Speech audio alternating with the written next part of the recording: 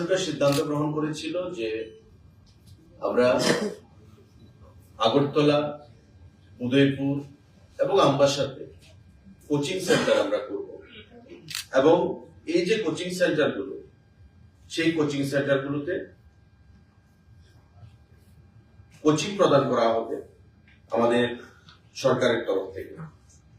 এবং এই যে সিদ্ধান্তটা, তার যে guideline for setting up of Tripura competitive examination coaching center at Agartala, Udaipur and Ambassa to provide quality coaching for job aspirants preparing for different competitive examinations conducted by government agencies.